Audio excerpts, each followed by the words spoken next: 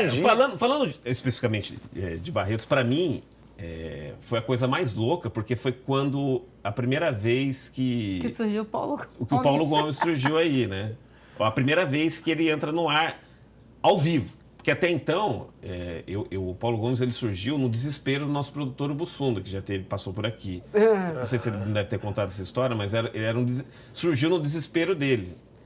Ele não contou essa história. Peraí. Então, eu conto, se quiser. Bom, o Paulo Gomes, a gente ainda vai ter aqui também vai vir aqui mais uma vez, né? Vai conversar com a gente. Mas vamos, já que tá fazendo sentido agora, vamos Não, faz saber sentido porque... Foi através do evento. Eu preciso contar como ele surgiu, porque o surgimento dele ali antes é o que levou eu para os eventos, que levou eu para o estúdio, que levou até a estação. É uma coisa que foi puxando a outra, é louco isso. Uma amarra a outra. Porque o que acontece... Você foi como produtor? Você foi para lá como produtor? Não, aí que tá. Foi em 2007 a primeira vez. Acho que talvez em 2005 tinha um quadro na Hora do Ronco que chamava CPI do Ronco. CPI do Ronco, você lembra? Que era muito legal isso, porque na época que aquelas... Sempre tem as CPIs de Brasília, né? Aquela efervescência ali da política, coisa e tal. E era uma época que também estava forte isso. E aí foi criada aqui a CPI do Ronco, o que era? Os artistas vinham até a rádio para fazer denúncia contra o Ronco. Era bem legal. Pô, eu lembro de vir Sandy Júnior aqui, entendeu? Vim fazer, você roubou CD da gente para vender, sabe, cara? Era um negócio legal. Não, era um negócio de louco, assim. Aí precisava ter uma chamada no ar avisando os artistas que, igual mesmo, como se fosse um negócio jornalístico mesmo. Amanhã na CPI do Ronco tem a presença da dupla Sandy Júnior, onde será feita uma denúncia. Só que daí o Bussunda, nosso produtor, ele falou, cara, eu preciso de um repórter. Mas peraí, cara, é um repórter, mas o negócio é uma zoeira, uma brincadeira. Eu não posso pegar um repórter de verdade. Ele falou, quem que vai gravar isso, cara?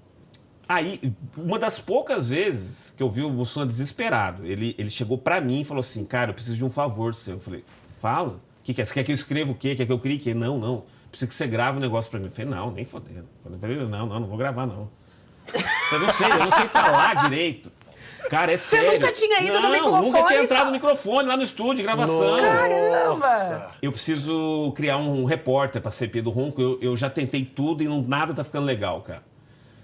Falei, tá, mas eu via o desespero na cara dele. E aí isso me pegou, que eu falei, cara, o cara tá desesperado, conheço você. Eu falei, tá bom, eu gravo, mas vai ficar, não vai dar certo, eu nunca fiz.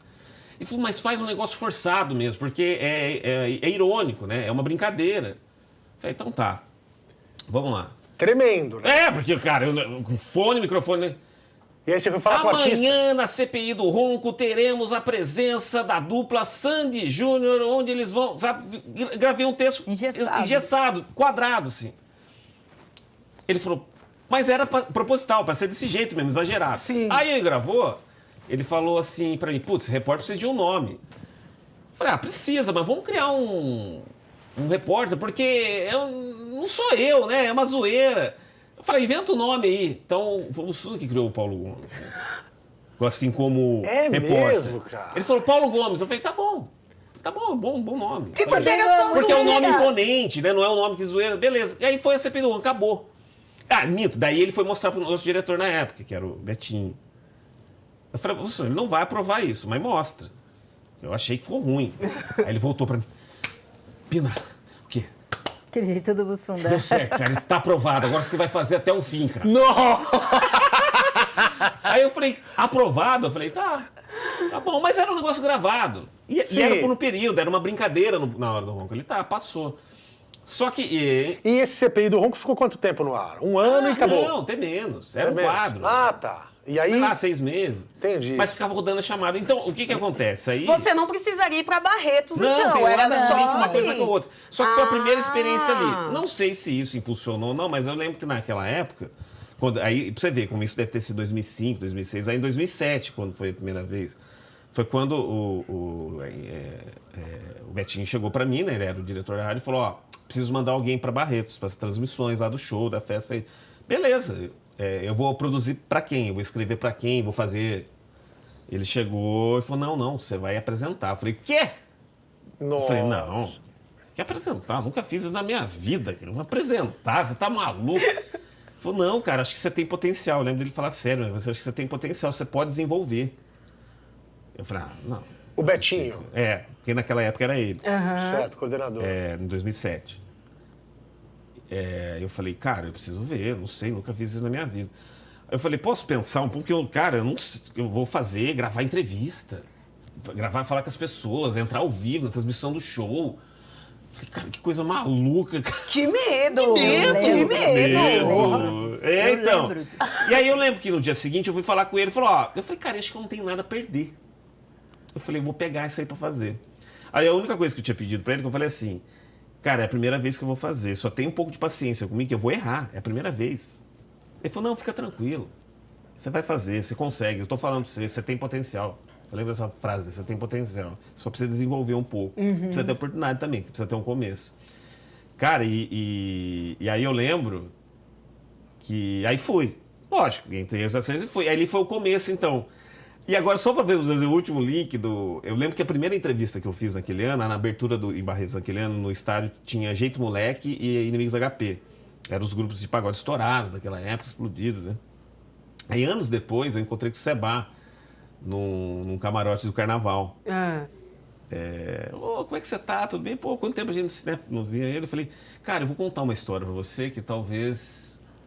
Eu não sei se vou ter a oportunidade de contar, eu nunca tive, vou contar pra você, né? O Seba, vocalista do Inimigos HP, né? Você lembra em 2007, quando vocês cantaram na arena lá em Barretos? Pô, lembro, transmissão da Band FM, cara, que lá foi um marco pra gente, pô, eu falei, cara, era a primeira vez que eu tava apresentando alguma coisa. Cara. Aí lembra que eu fui entrevistar você no camarim? Falei, não, lógico que eu lembro, pô, né? Você fez a entrevista com a gente. Cara, era a primeira entrevista da minha vida, cara. Eu vou falar do jeito que eu falei pra ele. Eu tava cagando nas calças aquele dia. Aí ele falou, cara, deixa eu montar um outro segredo pra você, então. Eu falei, eu também tava cagando nas calças, porque era a primeira vez que eu cantar no estádio em Barretos, meu. Eu falei, então a gente fez uma... É curioso isso, porque aí lembrando da primeira vez, é isso, cara. Então foi ali que o começo de evento pra mim, quando eu peguei pro microfone pela primeira vez, eu falei, cara... E até então, ali foi chocante para mim também, apesar de estar 3 anos aqui dentro, né, já na Band FM, quando eu entrei em 2004, porque eu ouvi as transmissões de Barretos na Band FM desde a época que eu estava aqui em São Paulo, desde 90 e pouco. Daí vinha na minha cabeça, eu falei, caramba, eu ouvi, lembra, Só Pra Contrariar, Daniel, quando era no final dos anos 90, aqueles shows que a Band FM transmitia tudo. Eu falei, cara, agora eu tô na transmissão. Caramba, que Total. doido.